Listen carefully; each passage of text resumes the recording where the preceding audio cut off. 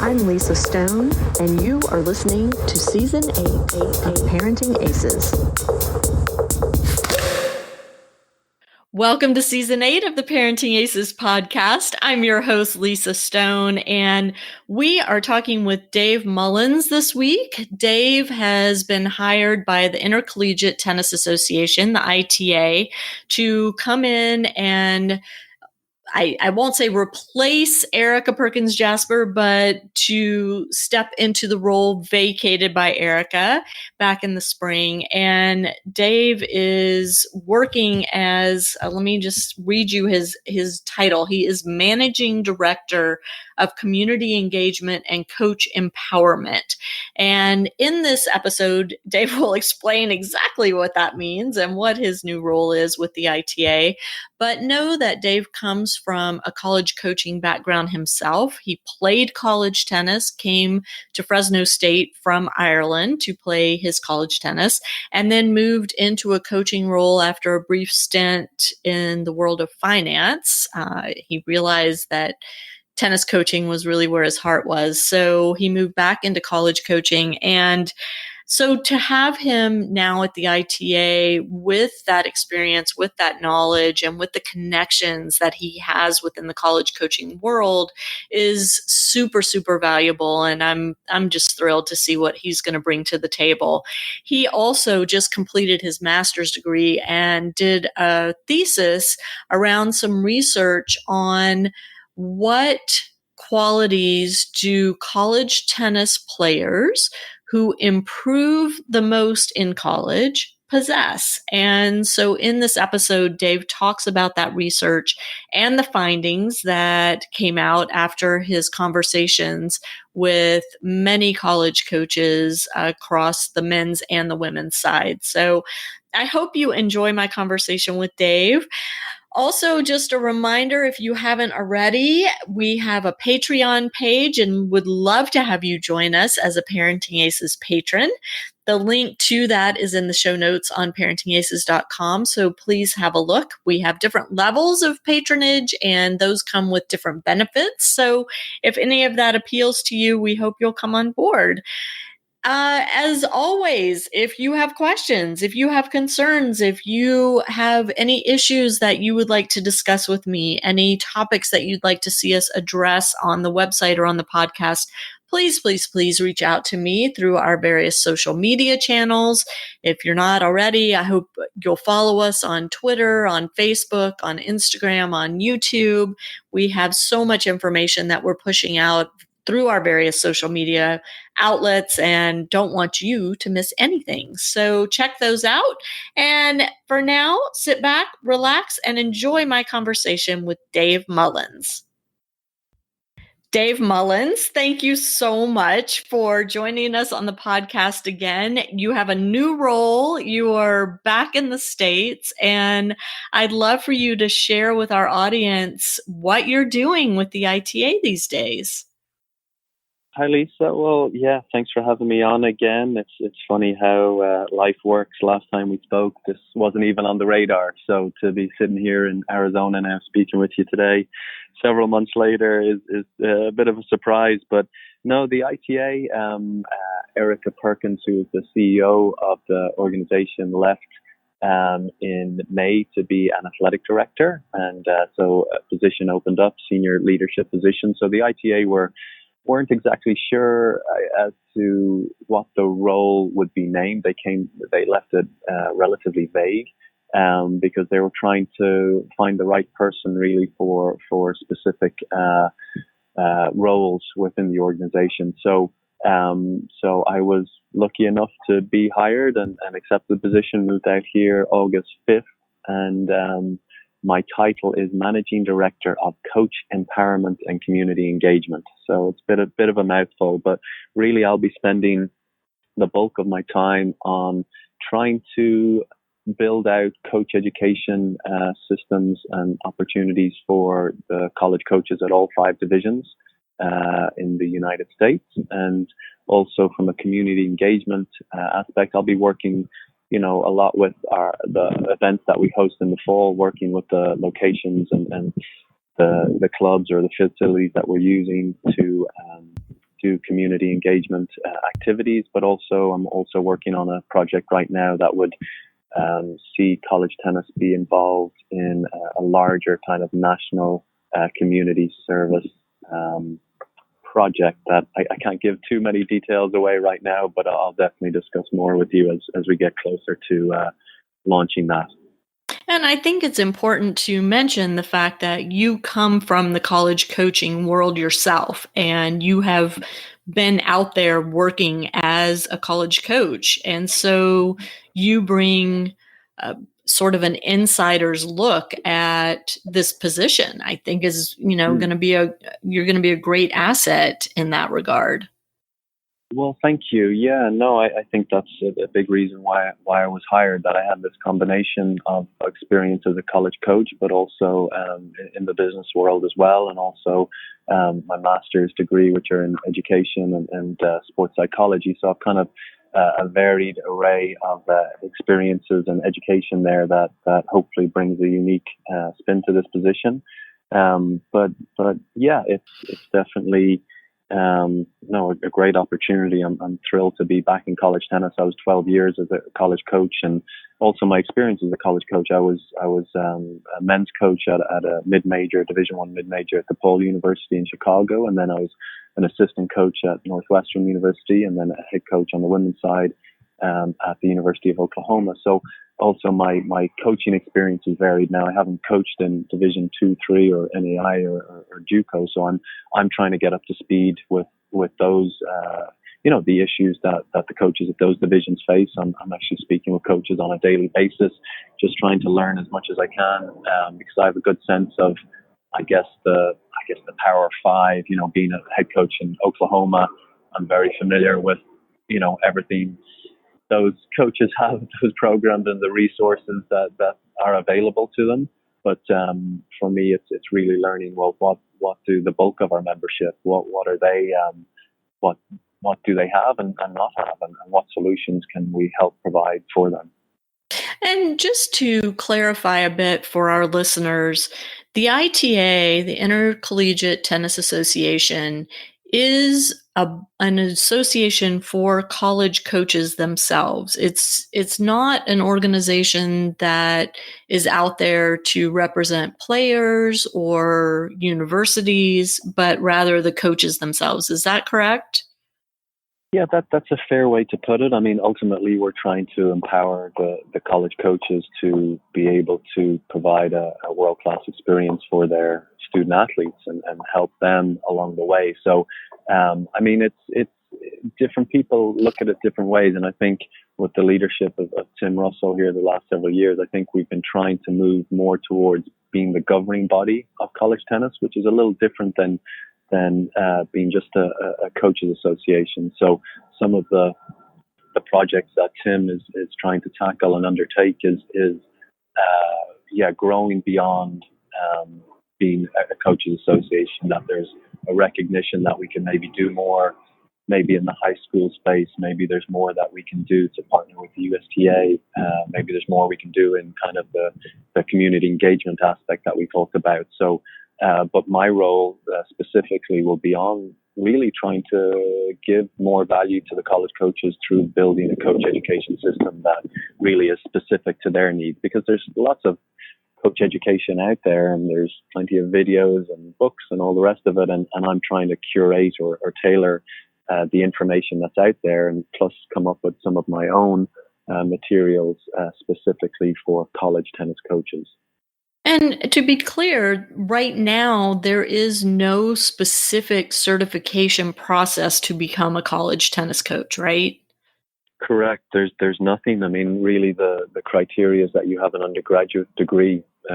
So there's no, as long as you have an undergraduate degree, then you can be a college tennis coach. Now, it depends on the athletic department and athletic director what else they want to see, but no, there's no certification process, and that's one of the things I'm trying to work through, and would we partner with maybe the USPTA and PTR and USTA and try and come up with something that is college specific. I'm also looking at maybe trying to come up with a year-long education kind of blended learning opportunity for assistant coaches and first-year head coaches that would maybe start and end with our college coaches convention in Florida.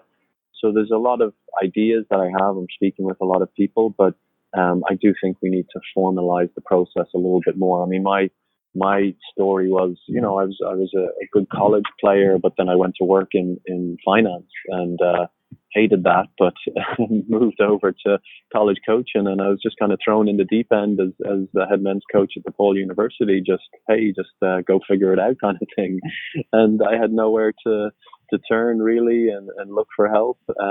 So I end up just kind of coaching how I was coached as a player at Fresno State, which was it's a great experience for me. But I should be able to go and find some basic information, whether it's even about recruiting. I mean, these days with UTR and just understanding UTR. I mean, if you're a new coach, maybe you've been coaching at a country club and you played some college tennis, and now you've got this job, as a junior college coach. Like, why would you know where to start with recruiting or how the UTR is relevant? How to enter results onto our system here at the ITA. Basic things like that we need to do a better job of providing those tools for new coaches. And we are seeing a lot of young coaches at the collegiate level right now. And I mean, I'm talking even under 30, and oh yeah. and yeah. I mean, it's amazing to me when I meet these men and women and realize how young they are. They're not much older than the players that they're coaching, and they haven't been out of school that long themselves. And here they are put in this leadership role with very little training, very little guidance, and very little oversight, frankly. Right. Yeah. I mean, as a college coach, yes, you don't have much oversight at all. I mean, you have an associate AD who's, probably responsible for tennis and several other sports and several other departments within their athletic department. So maybe you see them a handful of years, you're kind of just left to your own devices, and the athletic departments are keeping their finger crossed that you'll figure it out and keep yourself out of trouble. So no, that would be one of my goals, is to provide even athletic departments, even if it's with just a manual of look, keep this in your office. When you have a new coach arrive, give them this manual with everything they need to know to get started. And right. It's something that might sound and coaches at the the Power Fives, like I said, who have a ton of experience and resources behind them. It might seem very basic to them, but for a new coach starting out, we can't assume that they know or have access to this information. So we need to make it accessible. I know one of the things that came up when you and Tim kind of headed up a roundtable discussion at the WTCA conference in New York was this whole notion of the NCAA rules and how they change, and how there's really no place for people to go to be kept abreast of changes that happen with the NCAA rules, whether it's regarding recruiting or eligibility or what have you, and that maybe the ITA could take on that role as a repository of that information. Yeah, I mean, that's in our strategic plan, and something that has to happen. I mean, we have, a great relationship with the NCAA, and one of our staff will probably be on the phone to some other staff member at the NCAA, on a weekly basis, on a whole range of topics. So we do have access to kind of what's coming down the road, and the legislative proposals that colleges throughout the country are putting forward for other sports and for tennis. So we absolutely need to be sharing that information, probably with high school coaches and academy coaches, but just also spreading the word that they individuals, parents, players, coaches know they can come to the ITA website and easily find that information and see what updates and changes are happening. Right. And for me, it was very eye-opening to hear from some of these college coaches that they don't even know where to go for the information, and they don't always get it in a timely manner, and, may be in breach of some of these regulations unknowingly, just because the information, they didn't get it in an email, they didn't get it in any kind of a meeting, and all of a sudden they're being told by their compliance department that, oh my gosh, you can't do that. And, then the school is forced to self-report the breach. Yeah, well, all right. Well, not just that. I mean, so many of the rules are interpreted differently as well. You could give the same rule to three different athletic compliance officers, and they could interpret it three different ways. Right. So it's even if you know the rule, it's understanding how your athletic department interprets that rule. So there's another layer there, which makes it more complicated than you would hope it would be. So yeah, I guess our goal would be to really simplify that for, like I said, for the new coaches as well coming in, understanding which rules they really need to know right out of the gates, especially around recruiting, so they're not getting themselves in trouble. Because again, a lot of these athletic departments, they may have one compliance officer who's splitting their time between 14 different sports, and may have just started themselves. Right. So we need to lend a hand where we can.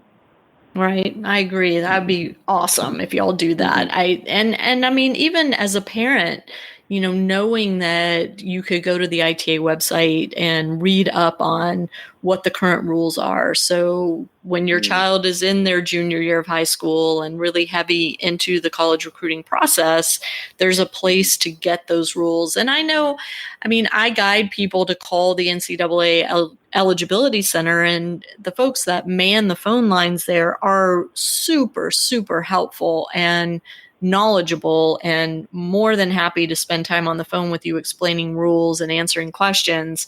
But, it sure would be nice to just be able to click and get what you need. Yeah. Right. Specific for tennis. So that's something we will be working on. There is actually, I don't know if you know, that the USTA had put out a guidebook for the college process. I think it hasn't been edited since 2011. So I actually was sent a copy of it recently. So I've gone through and started updating, but that's something that between ourselves and the USTA hope to start pushing out and have access on their website that would have links to everything they need to know. And obviously, if we continue to update it yearly, then when somebody downloads it on a yearly basis, or when it's relevant to their son or daughter starting the recruiting process, then if it's up to date, then they'll have all the information there. So I'll let you know when that has been edited and is released again, and where it's available, because I think that'll be a great resource for parents going forward. Absolutely. And, just to put it in perspective, 2011 is the year that I started Parenting Aces.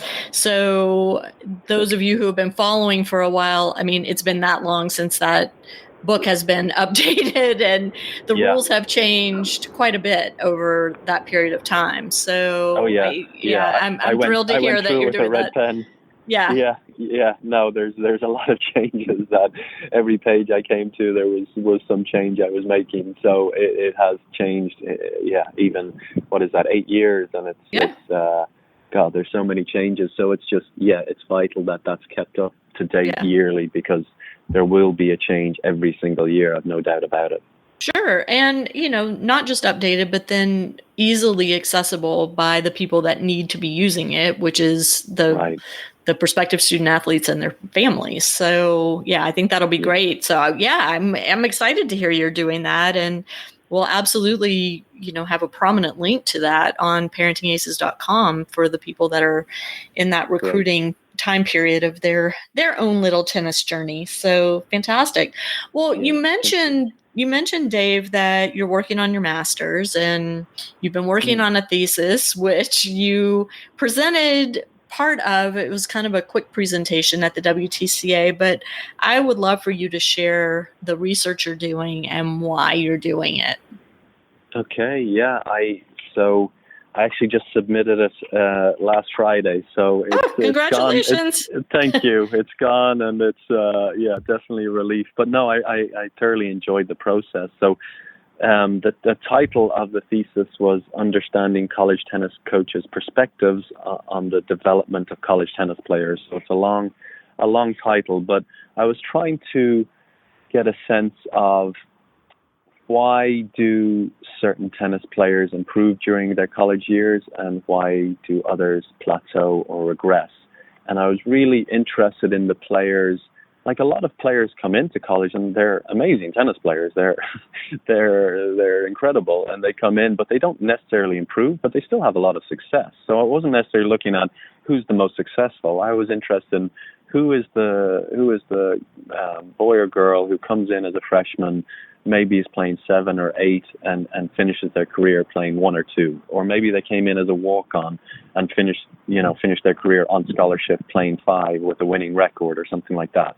I was just interested in those big improvements. So my own story was that I kind of started my freshman year in and out of the lineup and was struggling to win matches, and by my senior year was one of the top college players in the country, and so there's kind of like, okay, well, what attributes did I possess, and what attributes did the individuals that I coached that made similar improvements, what did they possess, and how then, is there a way to dissect those attributes and share them with people so that college coaches, understand what those attributes are when they're deciding between players of similar rankings and results, and okay, what's really important. Like, obviously college coaches want to recruit the players who are going to improve the most during college. They want their players to get better for a whole host of reasons. So I went about this thesis research. I gathered 10 coaches, so 6 coaches of female teams, 4 coaches of male teams, and these coaches, I think between them, average 21 years head coaching experience. They've won national championships, Coach of the Year awards. I think between them they had 56 conference titles. So it was a very experienced group of coaches. So I spoke with them for about 45 to 70 minutes and asked them anywhere from about 10 to 15 questions, really trying to pull out of them, what are the attributes of those players that improve the most during their college years. So can I interrupt you 1 second? Yeah. So your focus is on the attributes of the players, not the attributes of the coaches that were able to help these players develop. How correct. Okay. Yeah, I just want to make that pretty clear. Yeah, no, definitely 100% on the player. How did these players go about? Obviously, the coach facilitated that and allowed, create an environment in which these players thrived. But ultimately, I believe, Lisa, look, it comes down to the player. And I know, look, I was a coach and the coach plays an important role in this, and I'll get to that in a second. But ultimately, the players, it's on the players to put in the time, put in the work, to make those improvements. And if they're hanging around waiting for somebody to give them a magic bullet as to how to do it, or hold their hand throughout the process, then they're not going to improve at the rate that or reach their potential, I believe. So so basically through the interview, so I kept extensive notes as I was going through the interview with the coaches. Then I transcribed all the interviews. I reread them several times, and then I started pulling out themes. And so I ended up with 7 themes that I'll list now for you. So they were motivation, competitiveness, curiosity, supportive parents, maturity, relationship with the coach, and athleticism. So those 7 themes there, if these players that improve the most or develop the most during their college careers in these programs, obviously the coaches that I interviewed, these were the traits or attributes that they possessed. So do you want me to dig into any of those a little bit more? Well, I mean, the area I want you to dig into, right? You dig into the areas that you like. Parents. Yeah, I mean, I'm glad that the parents are part of the research, because I think we are play a key role here. But Of I mean, course. go ahead. Yeah. No. Well, that was interesting. So when I'm talking about themes, when I'm pulling out themes, I'm trying to predict if I interviewed another 50 coaches, these same things would pop up. So I believe if I interviewed another 50 coaches, these things would pop up, and supportive parents would absolutely. I mean, I think of the 10 coaches I interviewed, 9 of them mentioned the parents and the supportive nature of parents. So some of the words around that they used were perspective. They talked about how these parents were almost like their unofficial sports psychologist, which I really liked. That they were there, they were listening, they were providing some kind of insights here or there, but they weren't making them do anything or saying you have to do this. A sports psychologist gives feedback and is a listening board and will provide suggestions, but they're not saying you have to do this by next week, or I'm not gonna be your sports psychologist anymore. So I really like that. They talked about how at the parents really understood at especially at age 18 that their son or daughter was an adult now, and that they're going to college, and they need to just completely step back and let their child fail and succeed on their own terms, and that they can't be there just to pick up the phone and solve problems and make it easier for their child.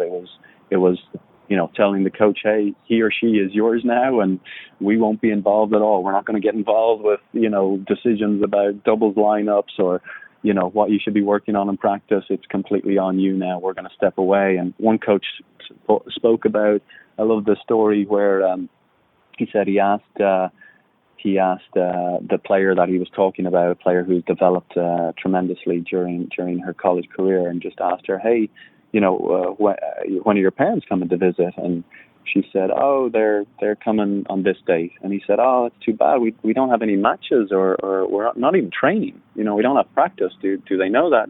She's like, yeah, they know it. There's no interest in coming to see me play or practice. They watch me do that a million times. They just want to come spend some time with me and do some fun things in the area. And it's like, okay, he was walking away going, wow, these parents have really figured it out.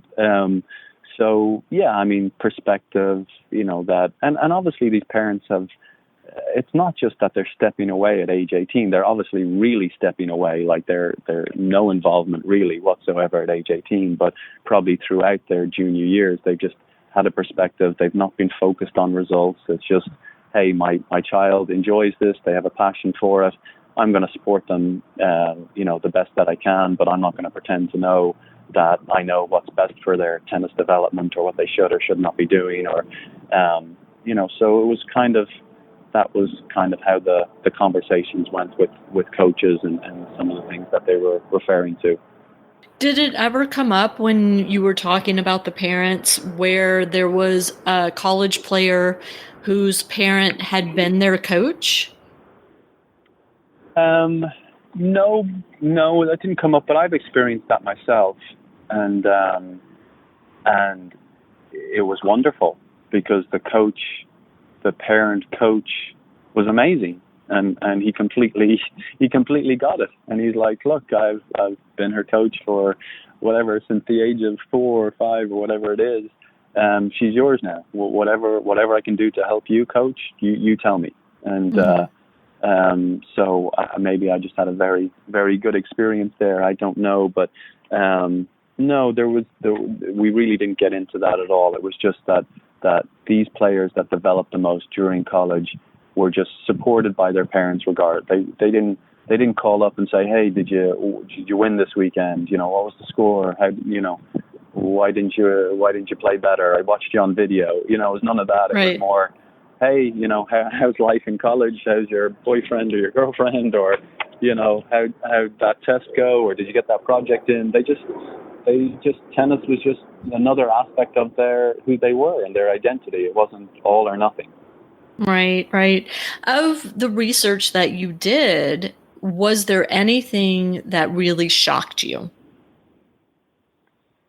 Within the research in terms of just speaking with coaches or outside? Yeah. No, I mean, that's the thing. There was nothing too shocking for me. There was just certain takeaways that I really liked how the coaches kind of phrased it. Like one coach spoke about how competitive these players were, but how well adapted their competitive nature was, that they were willing to lose practice matches. So if say their number 2 player, well, the number 2 player was willing to lose to the number 10 walk-on because the coach had told them, okay, you're going to serve volley on every second serve, or you're going to slice every backhand. And that these players were willing to do it, and they were willing to lose to the number 10 player, by a bad score line to get better, so that on match day they would be as good as they can be. And on match day, these players are just, I don't want to say the word ruthless, but they would win at all, not at all costs, but win within the rules. I mean, they were so determined to get the win for themselves and for the team. And so I like the way kind of the coach put that. The other really interesting part that came out was, I don't know that it was surprising to me, but the way the coaches talked about the relationship with these players. And I could relate to it completely because I had that relationship with my coach, and then I had that relationship with several players where it goes beyond, it transcends a coach-athlete relationship. It's like, it is almost like a father-daughter or father-son relationship. It's loving, there is no doubt that each party has one another's back, and that we are going to, communicate at a really high level. We're not going to waste time.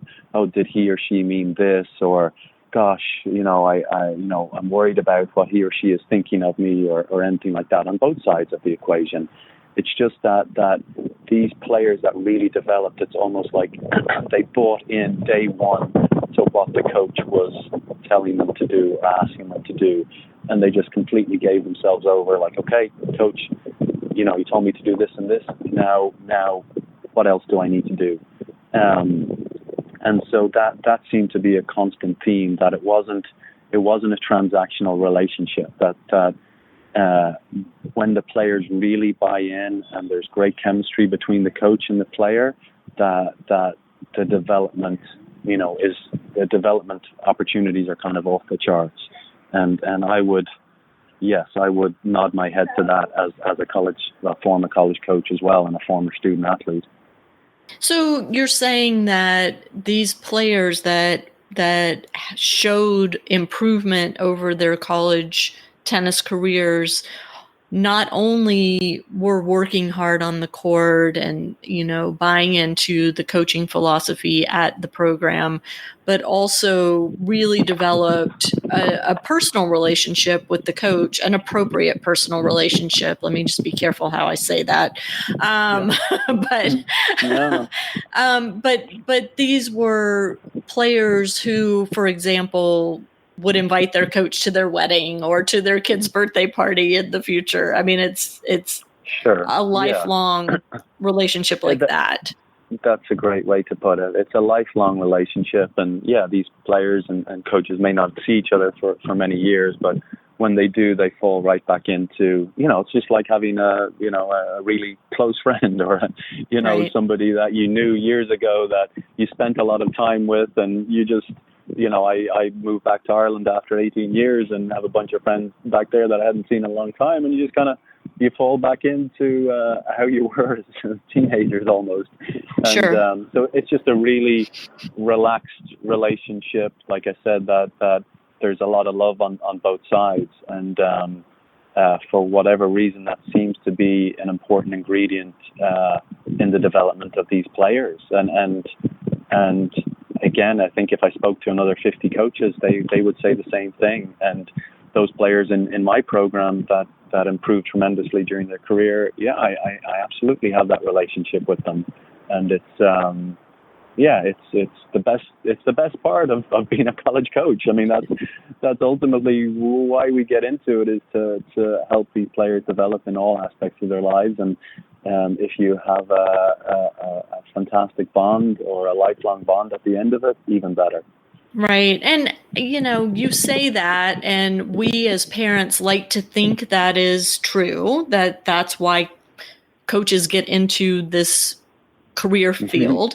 But we know there are college coaches out there who are there for the wins. I mean, that's their primary purpose, is to win. And maybe they don't put as much emphasis on those relationships. And, it's interesting as I'm listening to you, Dave, because as my son was going through college recruiting, and as I've talked to other people about this topic and, watched other families go through it, the advice was always, don't choose a school for the coach because coaches leave. You have to look at all sorts of factors when you're going through recruiting and make sure that if the tennis, for whatever reason, goes away, that you're still going to be happy at that school. But yet what you're saying that you're finding is that coach really can be a game changer. And so there's a fine line there when a family is dealing with the recruiting process of, making sure that you choose a school with a coach that you do buy into their coaching philosophy and you do trust and you do feel comfortable with. And if that coach leaves, then hopefully there is a culture that has been created at that school to hire a replacement coach that would be similar in nature. Yeah, that's a tough one, Lisa, for sure. I mean, because I think both is good advice, and it's, coaches do, look, I went through it. I left the University of Oklahoma to move back to Ireland, and that was really difficult, especially for the players that had signed and were coming as freshmen, that fall. And big reason they came was because of me, and so, that every coach is going to tell you, obviously, they believe they're going to be there for X number of years. And sometimes, look, it's out of their control. Coaches get fired as well. Sure. So that's, and there's absolutely nothing the coach can do about that. But no, I mean, look, I think sometimes players and parents do underestimate just how big an influence the coach is going to have, whether that's positive or negative. They're going to have it because it's just daily with the coach. I mean, they're going to be interacting with this individual on a daily basis.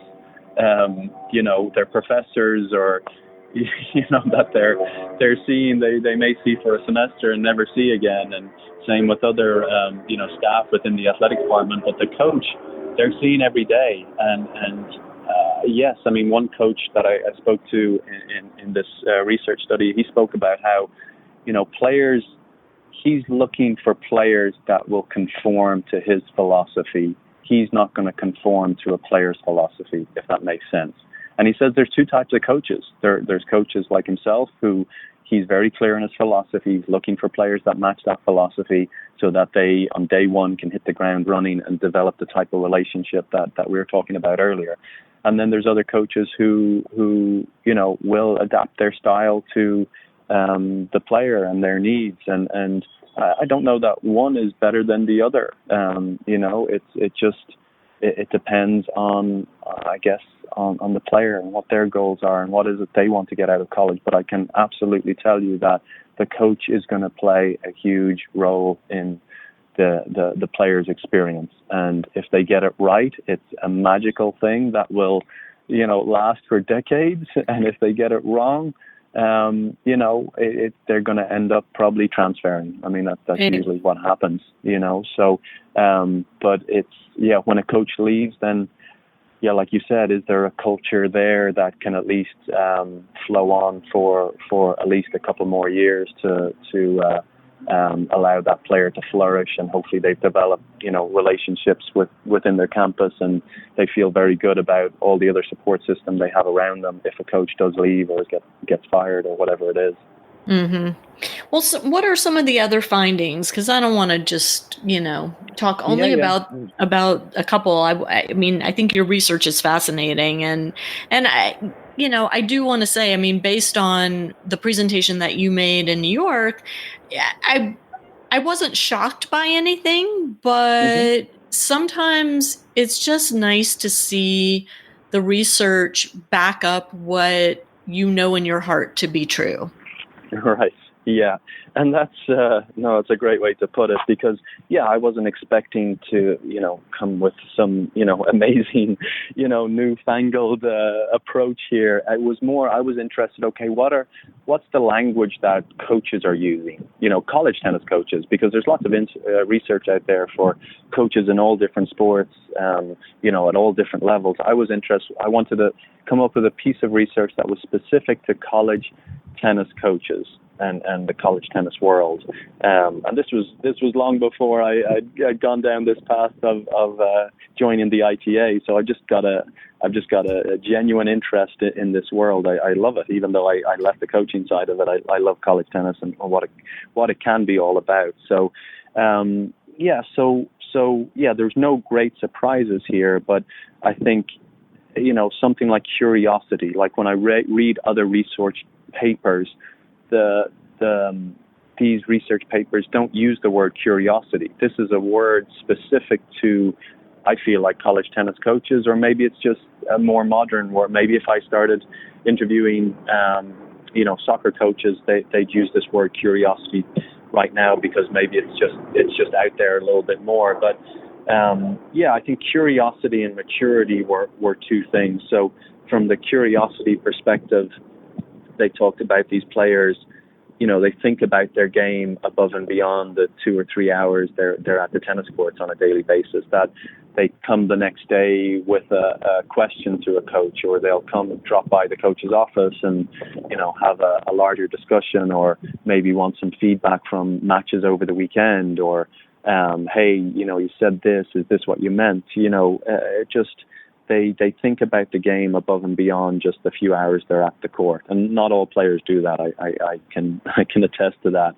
They're also very, they're open. They're open to learning. Change is difficult for people, and when you come to college, you're being asked to probably change a great deal. Especially from the coaching perspective, and now playing for a team, you're not just playing for yourself. And change is hard, but again, these players seem to be open to that change. They seem to embrace change. They're not scared of it. They know that it's necessary. It's a necessary pain to go through if they want to get better and achieve their goals. And then they're also willing to experiment. So, I've tied all these words under curiosity, but they're willing to experiment. Like I told you, the story of these players' competitive nature, that they're willing to lose matches in practice in order to get better, and they're willing to just coaches will tell stories of, hey, we worked on a second serve, kick serve volley play for several months, and then I told the player at break point down at 4-all in the third set to run that play, and they did, and sometimes it worked, sometimes it didn't, but the fact that they were willing to do it was just amazing to these coaches, that because not all players are willing to do it.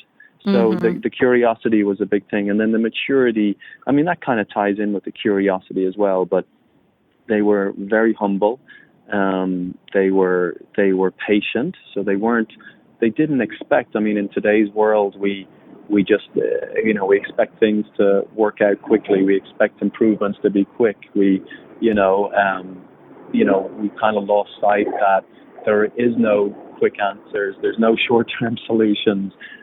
Everything is a process, and these players just seem to be very patient with that process, that they understood that, hey, yeah, I'm playing 6 this year, and next year I'm going to be playing 4, hopefully, and then the following year maybe I'm playing 2, and then by my senior year I'm playing 1.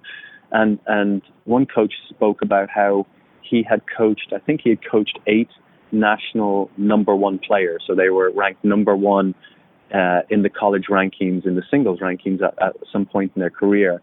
And 7 out of those 8 players started their career at 5 or 6. And that was just amazing to me. Like that was, when you're asking about surprises, like I didn't expect that. You think those players are coming in and probably starting at 2 or 3, or, many of them would just be, they're amazing. They're coming in with a high ATP or WTA ranking, and, they're starting at that number 1 position and getting to number 1 in the country. But that wasn't the case, which I think is, God, that gives so much hope to players out there that you can start at 5 or 6 and end up being the number 1 ranked player in the country. I mean, that's similar to my story, where I started at 5 or 6 and ended up being ranked as high as number 3 in the double rankings, So it's, right. It can happen, but these players need to, possess many of these traits. I mean, the other areas around maturity was that they were able to tolerate risk, like we talked about, and they were just reliable. They're just, they're going to show up on time. They're going to have all their gear. That they're, going to go and speak to a teammate who's struggling. You can vent to them as well, almost. If you're struggling with something as a coach, like they're just mature human beings that maybe seem a little older than their years. Mm-hmm. And I mean, I think it's important to note too, Dave, that we're not just talking about players who are on a professional tennis pathway. I mean, these aren't. These are players that are, college tennis is the pinnacle of their competitive tennis, and they're going on into other careers when they finish school. So to me, I think that's important to point out, that we're not just speaking about kids coming into college saying, my goal is to be number 1 in the world as a tennis professional, but there's still, for those players who come into college who are willing to do these different things that you're talking about, that the coaches pointed out, they can become the best version of themselves in their 4 years in college, and then parlay that into a successful career in some other field if they so choose. Definitely. No, and that's like I was saying at the beginning, like this could be the walk-on who ended up on scholarship and had a winning record at the number 5 or 6 position, and that's a huge jump and a huge development that these players have gone through. I mean, so I asked the coaches to keep a number of players in their head as I asked them these questions. That keep in mind several players in your mind that improved the most during their college years. And I think, so let's say if each coach had in their mind 5 players, so that's 50 players, I'd say we spoke about three or 4 players that went on to pro careers of, say, 40 to 50 players. So it really isn't, I had no interest in, that's a separate research study. If we want to study, who are these players that have success at the pro level, what attributes do they possess? And they probably possess many of these attributes. But really this was about who improved the most during their college years. I didn't care, what their resume was coming in. It's just how much did they improve during their 4 years of college tennis. And so why? Why should we care about that? Why is this important to know? Yeah, it's a great question. I was asked that by my advisor as well, and I think this can be used. Look, all research should be critically analyzed. There's so much research out there, and I was, my head was wrecked with all the research papers that I was reading over the last year. But some of them you look at and you go, this sounds nice, and maybe you were able to get these results from this small sample size, but it doesn't really, extrapolate. And one of the coaches talked about how, coaching is an art, it's not a science. And I really like that saying, that, we can throw all this research that we want at coaches, but really they need to figure out at what times are they implementing those little nuggets of wisdom or research. And so the way I see it for college coaches, I believe they can use this if they are recruiting a player that has very similar. Look, college coaches, they start with results. I get this from parents and players, especially when I was back in Ireland and helping some players with the recruiting process.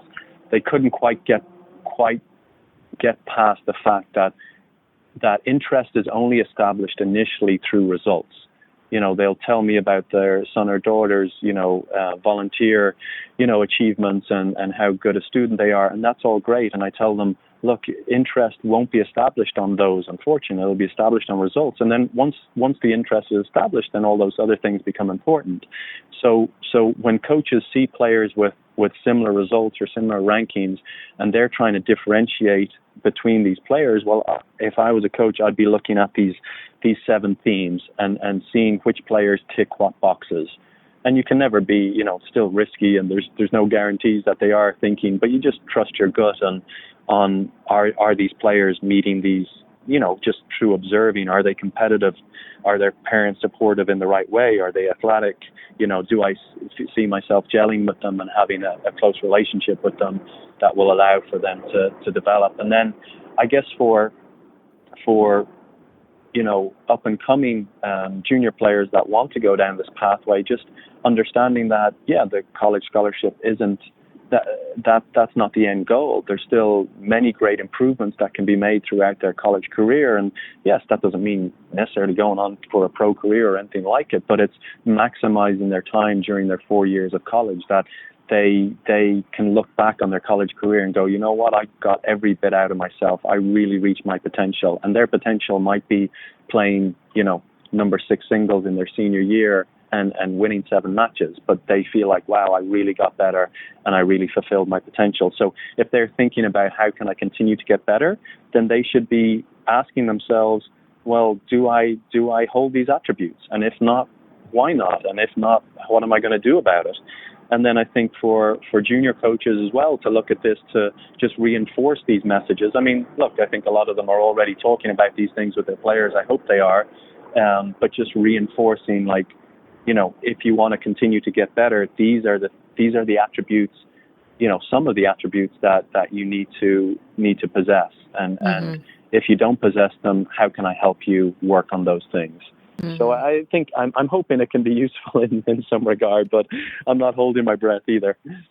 No, I think it's fantastic, and I'm excited to hopefully see this published and written about and utilized by like you said, the junior coaches, but also the parents out there, to have a clear understanding of, if my child says they want to go to college and get better, what are some things that are going to put them in good stead and, better their chances of making that happen. And, you're sharing that information with us. So thank you for that. Yeah. Well, no, I thank you. I mean, I think it can be very helpful for parents as well. I mean, I'm a parent of 2 kids, and my eldest is 14, and he's probably going to start, the soccer recruiting process here in the next year or 2. And so I'm kind of looking at this map, the themes that I have, and going, okay, which boxes does he tick here? Just out of interest, because he's closest to me, and he's about to go through this process, and so fortunately, I believe he possesses a lot of these attributes, which is really cool for him, and I think he'll go on to accomplish the goals that he's looking to accomplish because of the fact that he does possess many of these traits. Now, my 10-year-old doesn't possess these traits or as many of them, but my 14-year-old does. But that's another story. But no, so I'm hoping it can be useful for parents, and especially like we talked about the supportive parents that trying to still be overly involved, especially when these players come to college. I mean, one other quick story, if we have time, that a coach shared with me. Like, this coach has been in it for decades. I mean, he's been doing it a really long time. And he talked about how, we were kind of talking about this new generation, Generation Z that is entering college now, and the relationship with their phones and the relationship with their parents. And his kind of theory on it was that, when he and I were in college, so, I mean, I grew up in Ireland. I went to Fresno State in California. I'm thousands of miles away from home. I didn't have a cell phone. Cell phones were a relatively new thing. But if I got into a problem, I had nobody to solve that problem for me. I had to go figure it out. And hopefully there was people on campus or a roommate or a girlfriend or, somebody who could help me out with that process. And then, I'd find a way to call my parents if I really needed help. But it wasn't my first go-to. My first go-to was, I need to figure this out. Mm-hmm. And he's saying now, when he has freshmen come or any age really, a problem occurs in college, and the first thing they do is call their parents. And their parent will drop everything. They'll say, okay, Jimmy, okay, you go do this, this, and this. I'll take care of this, this, and this. I'll have your mom do this, and we'll loop back in 30 minutes, and we'll see what we've got done, kind of thing. Mm-hmm. And you're taking that learning opportunity away from the kid. And look, it's every parent's instinct. They want to help their child. I mean, more than anything. But I think as parents, we need to realize that we're just robbing them of these learning opportunities. Like I can't even remember the problems I had in college now, but I know the problems that I did face helped me grow, and that was a huge amount of my development, into an adult, was just the fact that I had to solve all these problems by myself. And so his theory, I think there's a lot of weight behind that theory, and as parents, we just need to be careful when we're solving too many, problems for our children. Sure. And I would love it for parents just to let their kids fail a little bit more. That I think that would do the world a lot of good. Yeah. I am in 100% agreement with you, Dave Mullins, on that statement. And certainly, have fallen into the trap as well. But, try and catch myself. And even mm-hmm. now that my kids are out of school and adults and, working in the world, I mean, I am their first call a lot of time. And, my goal now is to be a sounding board and, to listen to them. And, right. If they're headed down a path that I anticipate is not going to be beneficial to them, to ask the questions to get them to realize that it's not the right path, rather than straight up just saying, no, don't go there. Right. But it's tough. So yeah, it is. To all the parents out there, we all sympathize. We've all been there, and it's the toughest job there is. But hopefully, our kids come out okay, despite our best intentions, right? Not because of them. No, we're all trying our best, and I remember that with my parents as well. They're just trying their best with what they have, and but I think there's so much information out there. Like, my parents didn't have access to the type of information that I have now around parenting and,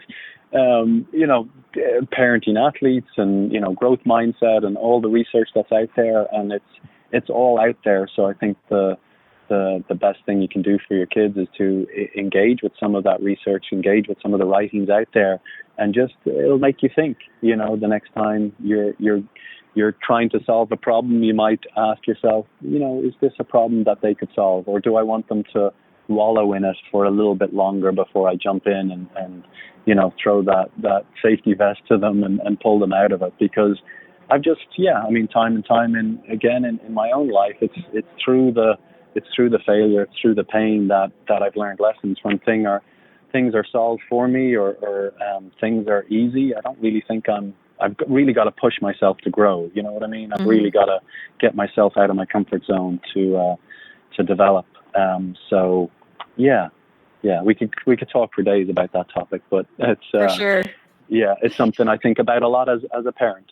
Yeah. For sure. Well, Dave, thanks so much for coming on the podcast again. And I'm just feel so good about the fact that the ITA has hired you and you are going to be out there, doing your thing, listening to people, engaging with coaches, engaging with players, engaging with parents, and doing everything that you can to help the organization serve everybody that it can serve, and do it in a way that's most effective. So thank you for coming back from Ireland. We're happy to have you. Well, it's great to be back, and thank you, Lisa. No, it's fantastic here. I know you'll be a great resource going forward, and getting that information out as well as we start trying to produce some information that'll be helpful. I know you're always willing to lend a hand, and please know if you have suggestions and ideas as well. Please, you're speaking to lots of parents and players and coaches, on a daily basis. So if there's feedback,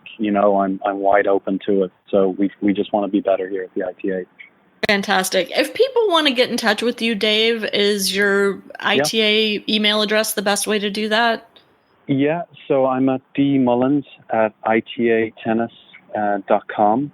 I've actually just started on Twitter, which is you're going down a slippery slope, man. I've been avoiding it for forever, but no, there's I know it's a good platform to try and put some stuff out there, especially in the coach education. So I'm at Dave Mullins _ITA on Twitter. So yeah, in the months to come, I'll be pushing out more information that I hope people will find interesting and helpful. But no, if people want to get in touch, even if I'll send you on now that I've submitted my final thesis, Lisa, I'll send it on to you, and then if people want to email me if they want a copy of it, I'll send it on to them, or you can forward it on. But I'll be using this research in a number of different ways, but there's other things from the research that I want to pull out and share with people. So I hope they'll just kind of check in with the ITA website every so often, itatennis.com, and check in with my Twitter or send me an email. I'm all ears for feedback, and I want to help. Fantastic. Well, we'll have links to all of those connections in the show notes on ParentingAces.com. So, Dave, thanks again for being with us. And to my listeners, thank you so much for tuning in. And we'll catch you next time on Parenting Aces. I'm Lisa Stone, and you've been listening to the Parenting Aces podcast. For tennis parents, by a tennis parent. If you like what you've heard, I hope you'll share the podcast with your tennis community. For all the information you need to navigate the junior and college tennis journey, be sure to check out ParentingAces.com.